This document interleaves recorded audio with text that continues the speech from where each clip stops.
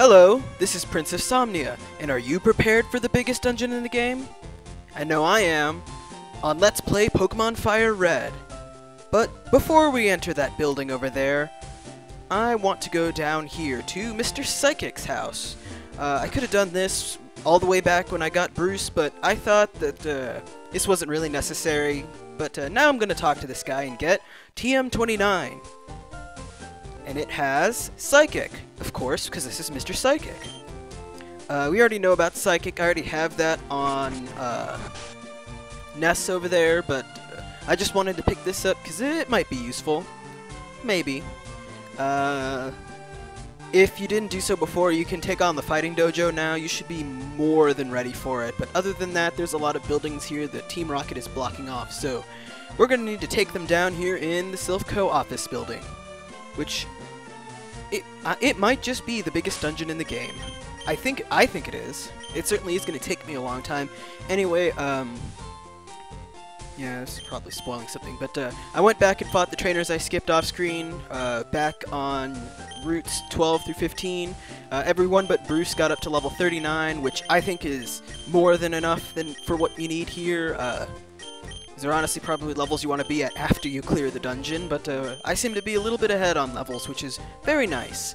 You don't necessarily need to be as high leveled as I am, but I recommend that any Pokemon you have that isn't as cripplingly over-specialized as Ness, I recommend that you get them, most of them, fully evolved, because otherwise this will be very difficult. I'm not going to worry about Ness, because Ness' special attack and speed are high enough to cover for any disadvantages it has for not being evolved. Well, compared to other Pokemon, let's put it that way. Anyway, as for today's Safari Zone encounters, we've got two this time, a version-exclusive pair, Scyther and Pinsir. Scyther is fast and hits pretty darn hard. I really like Scyther a lot. Scyther and Pinsir are actually a couple of exceptions to the bug types are useless rule, because even though they're bug types, they're actually pretty darn good. Except for the fact that all their bug type moves are garbage, so do with that what you will. But anyway, as for Pinsir, Pinsir isn't as fast as Scyther, but it's got more physical defense and more attack power. I personally prefer Scyther just because of its speed, but Pinsir is also a very good option. Oh yeah, and Scyther is version exclusive to FireRed, Pinsir is exclusive to Leaf Green, and Scyther has a special post-game evolution. Although actually, you don't really need that evolution to make Scyther a very good Pokemon. The evolution, doesn't even change Scyther's base stat total if I recall correctly, which is kind of interesting. But it's post-game stuff, so I won't worry about it. If you are going to go out of your way to find Scyther and Pinsir, your two options are to grind coins in the game corner, or look for 1% encounters in the Safari Zone. So, yeah, screw that. That's not happening. Alright, so let's head here into Silph Co. Even though this dungeon is incredibly long, it's actually one of my favorite dungeons in the game. It's just, it feels so different to what all the other dungeons in, like, other JRPGs are like, you know? Because usually you have, like, a cave or a big castle, but, like, nah, the biggest dungeon, the Climax Engine in this game, is a freaking office building. How cool is that? Yeah, maybe it's not that cool. But anyway, this building has 11 floors, and pretty much all of them are filled to the brim with trainers. There's a trainer over there, I don't want to fight them yet. Anyway, I'll just tell you right now, fastest way to get through here is in that room down there. You can't really see it because there's a trainer over there that I don't want to fight. But you can see that there is a gate blocking the way. Whatever shall we do? Well, you're going to need to find a gate key to get to this. Ordinarily, if I'm trying to clear a dungeon like this, I'd probably just go through it the way you're probably intended to do so. But there's something in the dungeon that I want to get as soon as possible, so I'm just going to show you the quickest way to get there, and then clear out the dungeon myself. Yeah, see, there are 11 floors. Your goal is the 11th floor, but if you ride all the way to the top in the elevator, you're not going to get to the correct part of the 11th floor. So, nuts to that. Anyway, we want the 5th floor.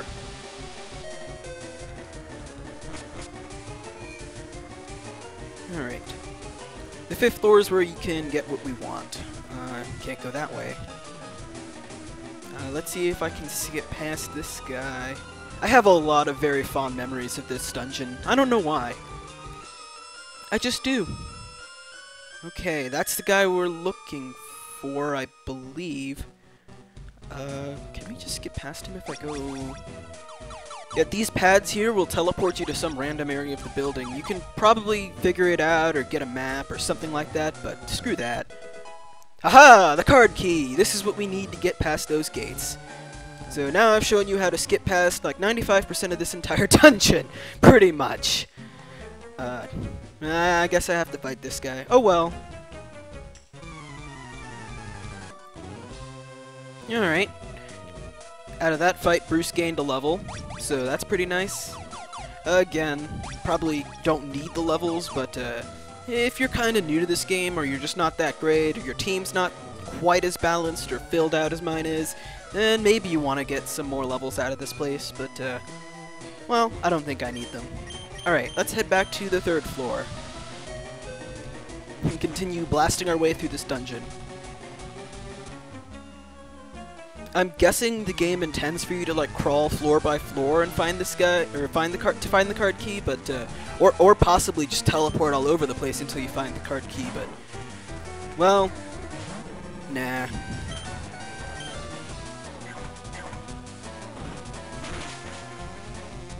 Oh, I'm gonna show off the whole dungeon, but yeah, but well, I'm not gonna show off it now. I'm gonna try and get what I want to first. Ooh, sorry about that. Let's see. Yeah, let's go with Neil. It's too bad Neil hasn't learned the move Slash yet. I think he doesn't learn it until later. Oh well. Slash is basically a normal type. It's basically an upgrade to Scratch. It's normal type. It has 70 power and a high critical hit ratio. I have a Charizard in my playthrough of Red right now on my 3DS, and it has Slash at this point because it learns it a lot earlier in those games, and it gets crits pretty much every single round. It is so great. But that's because critical hit ratio is based off of your speed instead of based on whatever it's based on now. Hey, I don't know everything about the mechanics of Pokemon. I pretend that I do, but I don't.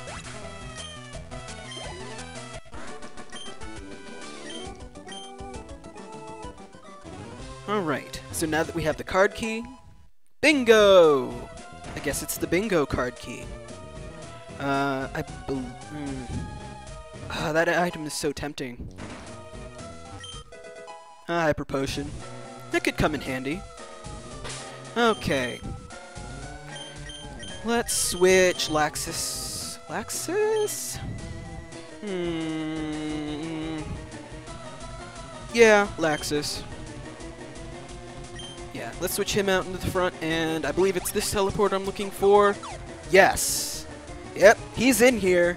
Bet you didn't see that coming, did ya? Unless you played this game before. This caught me by surprise the first time I played this game, and boy, did it piss me off. What do you mean slowed me down? I, like, fought 2 guys. Of course, I guess the game didn't expect you to have knowledge of exactly where the card key is. So they probably expected you to take a lot longer to get to boss time against Blue. This is where the boss fights start kicking it up a notch. First off, he's got Pidgeot, level 37, Keen Eye for the ability, its accuracy can't be lowered, Wing Attack, Feather Dance, Quick Attack, Whirlwind. Feather Dance is a move that sharply lowers your attack stat, which doesn't really go all that well with Whirlwind, because if you get switched out, or you switch out yourself, you lose all your buffs. Come on, Static. No, I guess not. You also lose all your debuffs upon switching out. Aw, come on! Okay, you know what? No, I'm not mad. I mean, I'm mad, but I'm not that mad.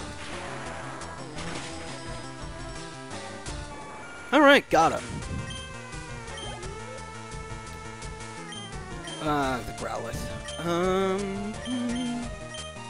Ah, nuts. If only I had a Pokemon that could attack Growlithe's weakness as a special damage instead of physical damage. If only. Alright, Ness, you're up.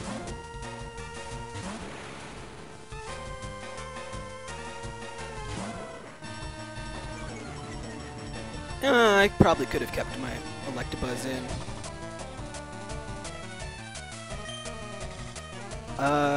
Okay. It's alright, my phone just went off in the middle of recording. I probably should have put it off of vibrate. Well, I'm gonna finish this battle right now. Not to mention, there's still more of the episode I want to record. Oh crap! Oh, and I forgot to... So this is why you keep your phone off when you're recording LPs, viewers. Anyway, I forgot to go over Growlithe. It's level 38, Intimidate for the ability, Roar, Ember, Leer, Takedown. Not anything to worry about. His next Pokemon is something more to worry about. Ugh. Alright, I'll go for it.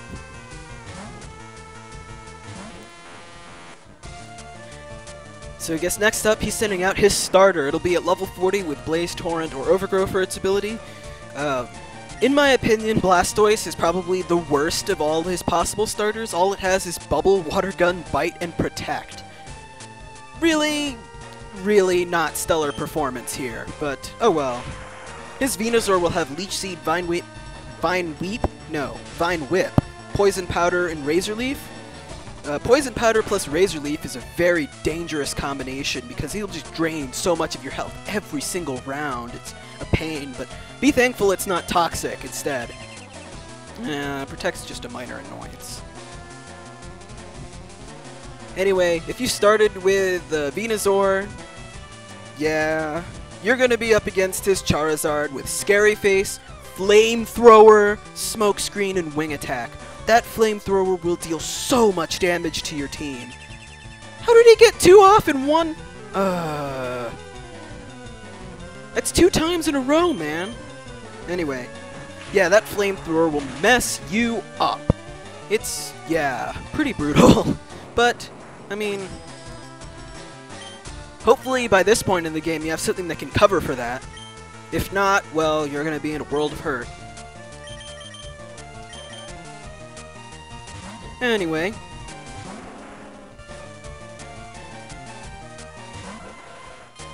Alright, he's got an Execute, level 35, Chlorophyll for the ability, Reflect, Hypnosis, Leech Seed, and Stun Spore.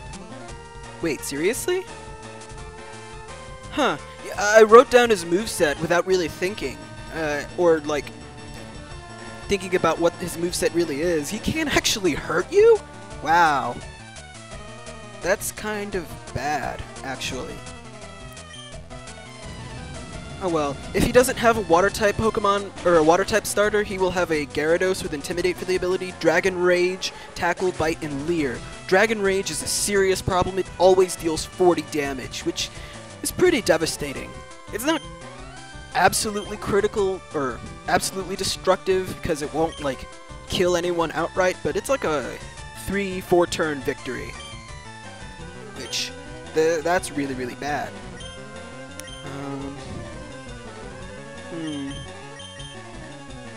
Yeah, Duke. So yeah, if you start with Charizard, this battle is probably significantly easier than if you started with any of the other starters, which is kind of weird, but oh well. Don't worry, he'll pick up the pace eventually. Okay, his Alakazam is level 35, synchronized for the ability Future Sight, Calm Mind, Reflect, and Recover. Wow.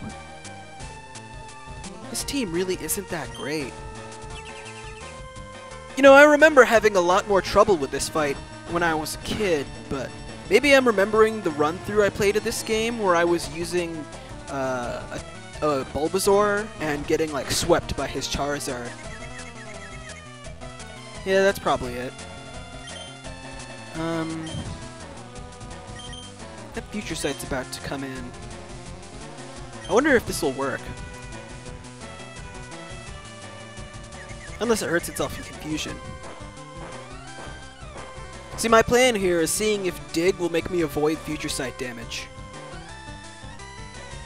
No, I guess I was a turn too early. Yeah, I was a turn too early. Oh well, this'll hurt. Wait, it's not super effective? Really? That doesn't make sense. Huh. I'm almost as confused as Duke is right now. I'm also doing more damage to myself than I am to Alexander, but oh well. Huh. You know, I'm actually kind of disappointed at how easy that was. Huh. I remember this fight being a lot harder. I remember this game being a lot harder.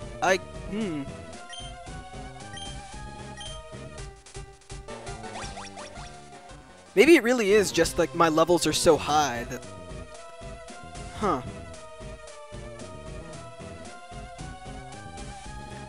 Well, I can't explain it. Anyway. You talk to this guy, and you get Lapras.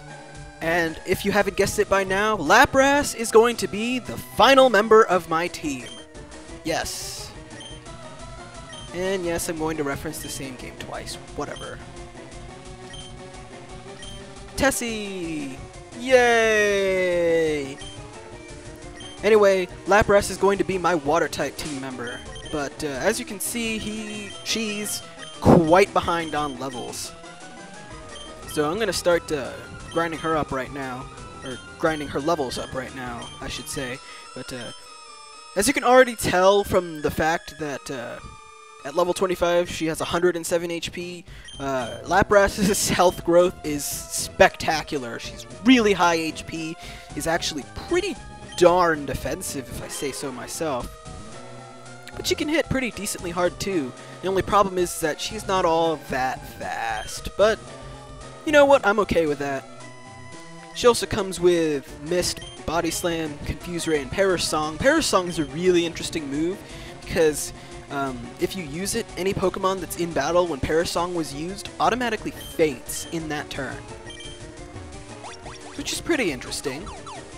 Now, there's quite a few strategies involving like using Perish Song and trapping them until they die or something like that, but I'm not that big a fan of Perish Song in general. Because if I'm going to use it, it's going to end up forcing me to switch out, and then the experience gets divided up again between Tessie and the Pokemon I switched out, and that's just no good. Oh, also, I meant to go into the bag. I'm so used to Generation 6 where you can access your bag from the Pokemon menu. Those were the days, viewers. Those were the days. Anyway, wait a minute, what do you mean those were the days? Generation 6 is now. Well, yeah. I mean, not for long, but it is now. Anyway, before I keep sticking my foot in my mouth, let's use Surf on Tessie. This is the Pokemon I want to be my Surf user. Not Duke. That would just be ridiculous. Oh yeah, Body Slam, it's an 85 power normal type attack. It may leave the opponent paralyzed, which is really nice when paired up with Confuse Ray, which is a 100 accuracy move that causes confusion, because if you get them paralyzed and confused, they'll basically have like a 25% chance of actually doing something in battle. It's really good. I'm going to get rid of Perish Song, because I'm not going to use it ever. I was talking about Perish Song strategies. I was looking at Smogon's page for Gengar, for just no reason in particular. Apparently there's a Gengar strategy involving Perish Song. They call it Rick Ghastly. Ha ha ha ha. As if I didn't already make that joke. Oh well.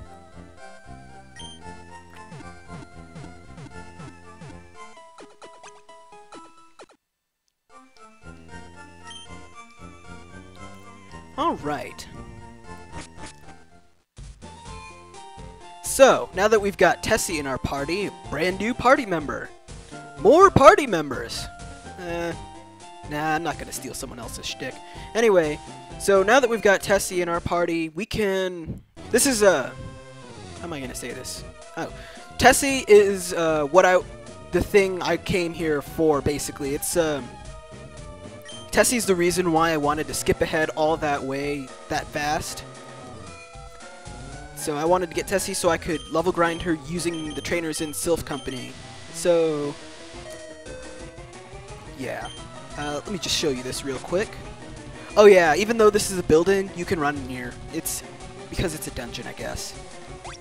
Anyway, so you go past the room Blue was in, head on to this teleporter, you get sent right to floor 11. This is how you get all the way into the end there, and there's the boss. So if you don't particularly care about... Ah, shit. I didn't mean to do that. Crap. Anyway, so if you don't care to do the rest of Silph Company for some godforsaken reason, I don't know why you wouldn't, because there's so much experience you can get here. You can just skip ahead and just say screw it to all the trainers in here. But I'm going to fight all the trainers in here. What I'm going to do is, between this episode and next episode, I'm going to clear off every single trainer on every single floor off screen, because if I tried to record all of that, even in fast forward move, that would just take so much time, and really not all that much would happen. I mean, you've seen Team Rocket before, you know what they have, although apparently this time they're using Cubones and Marowaks for some reason. But Team Rocket's not all that spectacular. I'm not going to collect any of the items that are around off screen. I'm going to show off all those items and the floor layouts and all that stuff. And then I'm going to head over here and take on the boss Giovanni and stop him from doing whatever he's doing in the Silph Company. What is this, some sort of like hostile takeover or something? Well, I guess pretty much. Anyway, I'm gonna come back here in the next episode and put a stop to him. But will we defeat Giovanni in battle? Will I show him that I'm the master? You'll just have to find out next time on Let's Play Pokemon FireRed. See you guys then. Okay, you can die anytime now. Come on, I'm trying to end the episode. There we go. Alright, nice job, Tessie, taking on Pokemon almost 10 levels more powerful than you. It also helps that you also have a buttload of health. I love buttloads of health.